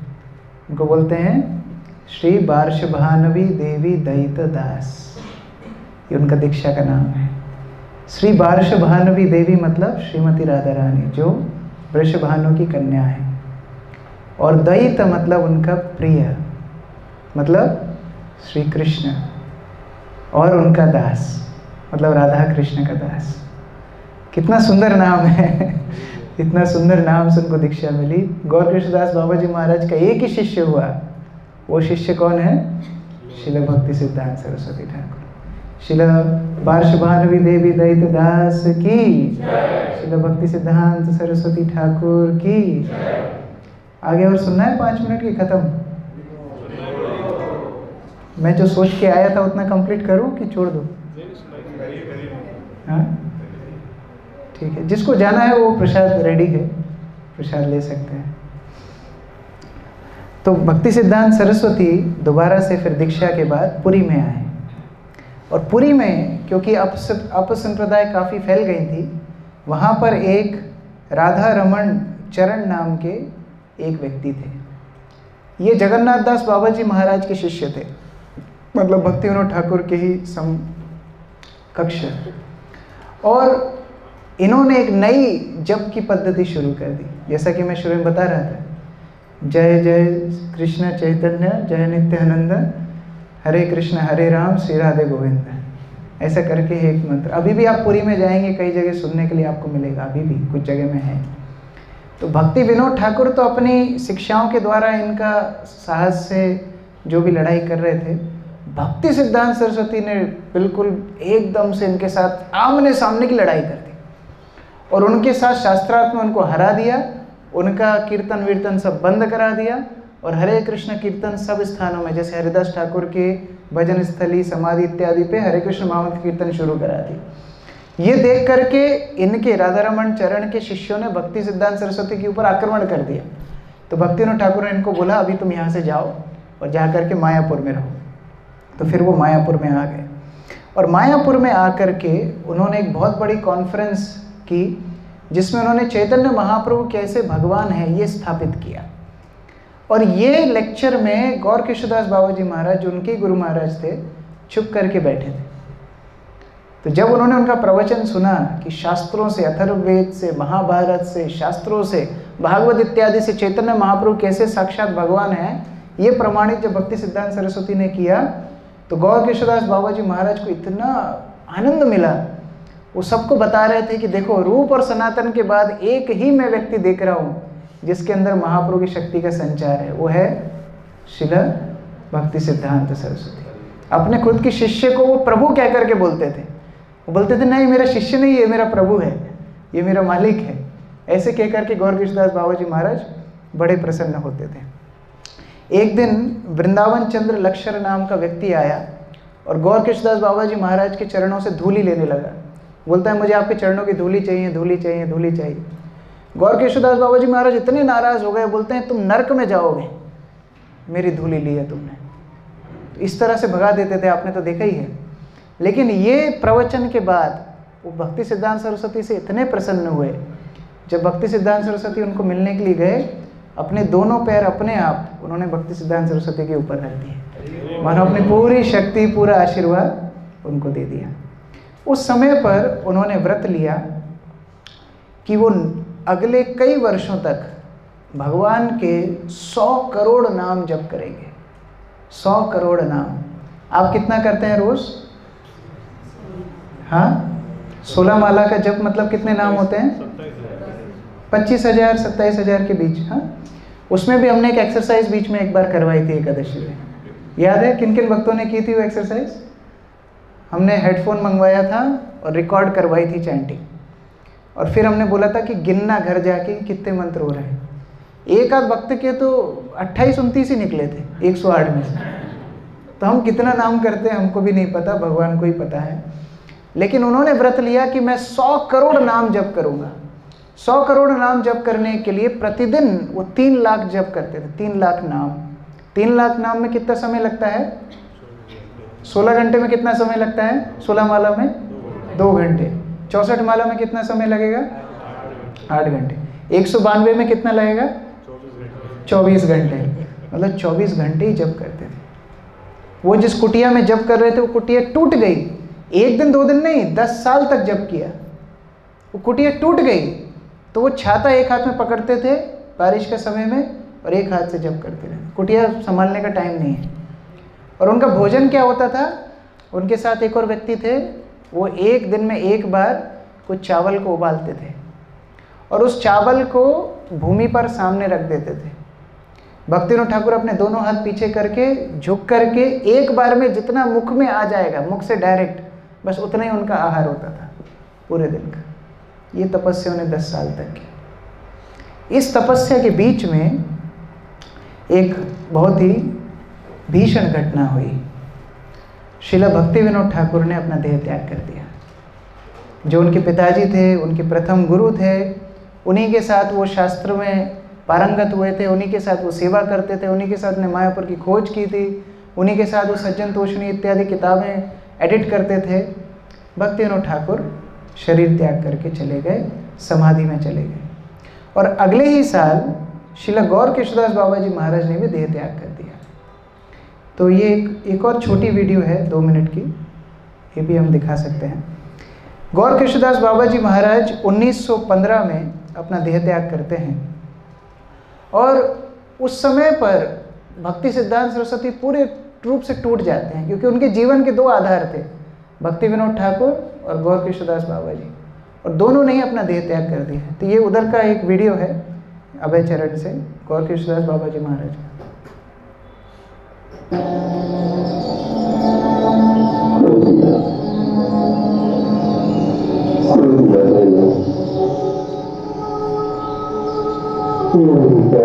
जीवन आपका अच्छा कर सका। कृष्ण ने सब कुछ दिया था मुझे। सुन पा रहे हैं आप लोग? कृष्ण की कृपा से मुझे मनुष्य रूप मिला, ये शरीर मिला, ताकि मैं कृष्ण का सच्चा भक्त बन सकूं, उनकी भक्ति का रस पा सकूं। तो मैं कुछ क्या कर सका।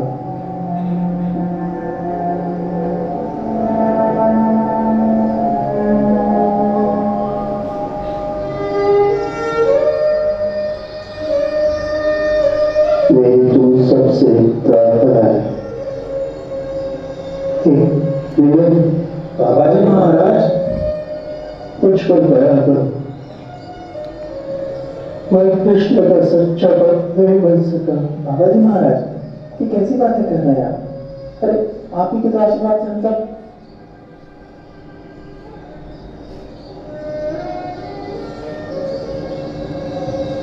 मैं इंसान को धोखा दे सकता हूँ, मगर कृष्ण को नहीं। सुनाई नहीं दे रहा? सुनाई दे रहा है? हाँ, क्लियर नहीं है। इसलिए तुम मेरे लिए प्रार्थना करो कि कृष्ण मुझ पर दया करे और केवल वैष्णव की दया से, कृष्ण की दया से, इस पवित्र धाम की दया से मुझे मुक्ति मिल सकती है।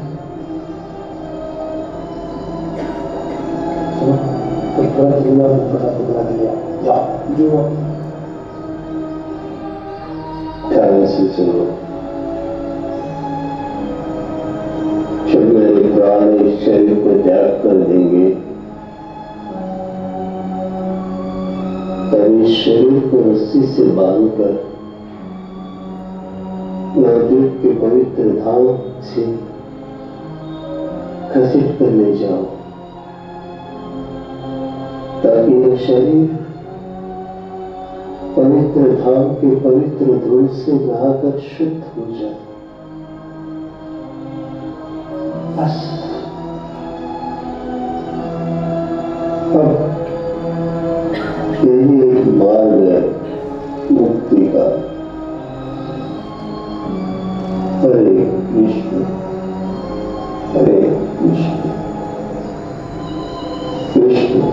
कृष्ण हरे हरे।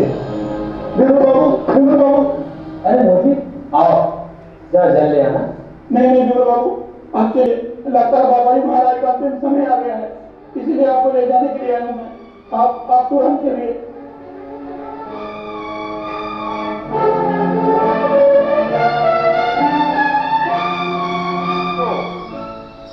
हाथ मत लगा। बाबा जी महाराज की समाधि मेरे आश्रम में बनेगी और बाबा जी महाराज भी यही चाहते थे। अच्छा, यही चाहते थे तो ये ठीक है। क्या कह रहे हैं आप? अगर समाधि इनके आश्रम में बन गई तो सारा पैसा इनके यहाँ चला जाएगा और हमारी बरसों की मेहनत पानी में। हमारी मेहनत, ये भी ठीक है। बाबा जी महाराज,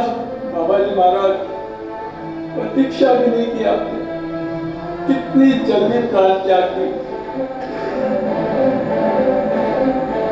आपने तो कहा था आपकी समाधि मेरे ही आश्रम में बनेगी, मेरे ही आश्रम में बनेगी बाबा जी, मेरे ही आश्रम में बनेगी। क्या? आओ, उठाओ। क्या किया ना, हाथ मत लगाना। कौन हो तुम? मैं कौन हूं? अब तो बाबा भी नहीं बता सकते कि मैं कौन हूं। मैं तो बाबा जी का करीब का रिश्तेदार हूं। बाबा जी मेरी माँ की मौसी के भतीजे के बेटे थे। रिश्तेदार है, ये भी ठीक है।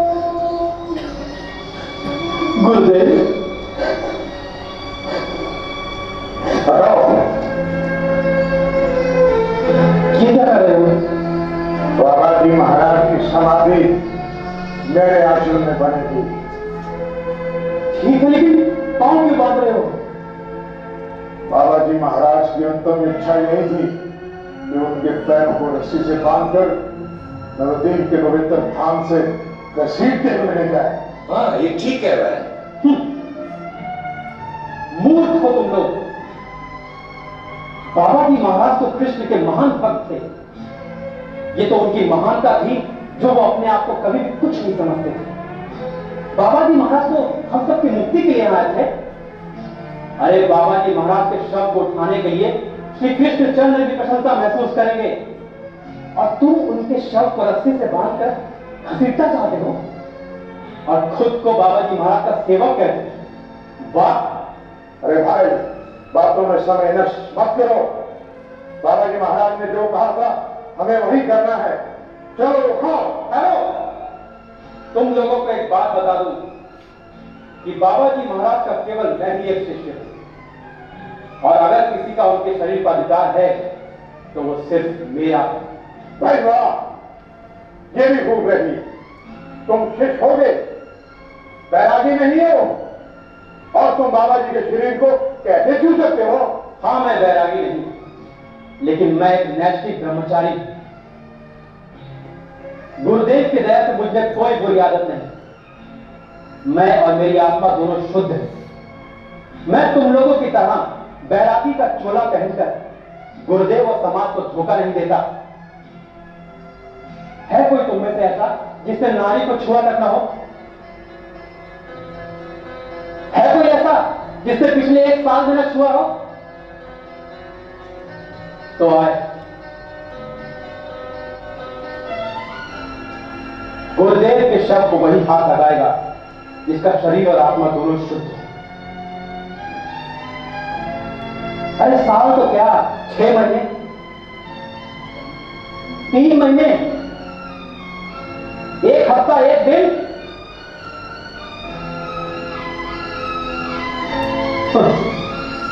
बैरागी होने का दावा करते हैं लेकिन लक्षण नहीं बैरागी।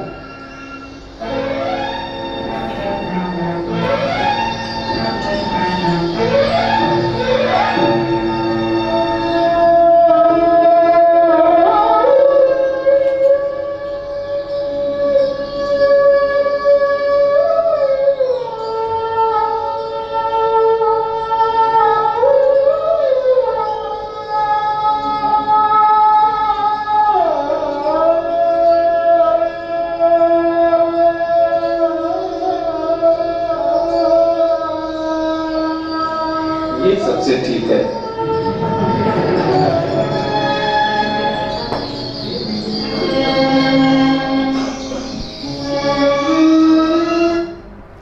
हरे कृष्ण कृष्ण कृष्ण कृष्ण हरे हरे, हरे राम राम राम हरे हरे। इस प्रकार भक्ति सिद्धांत सरस्वती ने गौर किशोरदास बाबा जी महाराज की समाधि दी। आज भी वो समाधि उनके गौड़ीय मठ में है, जो मायापुर में है, चैतन्य गौड़ीय मठ। उसमें भक्ति सिद्धांत सरस्वती ने स्वयं ने गौर किशोरदास बाबा जी महाराज की समाधि दी थी। तो इस प्रकार दोनों भक्ति विनोद ठाकुर गौर किशोरदास बाबा जी महाराज ने अपना देह त्याग किया, और उसके बाद भक्ति सिद्धांत सरस्वती के जीवन में एक बहुत ही बड़ा मोड़ आया, जो चर्चा हम कल करेंगे। हरे कृष्ण। श्रील भक्ति सिद्धांत सरस्वती ठाकुर की, श्रील प्रभुपाद की, समवेत भक्त वृंद की, निताई गौर प्रेमानंदे।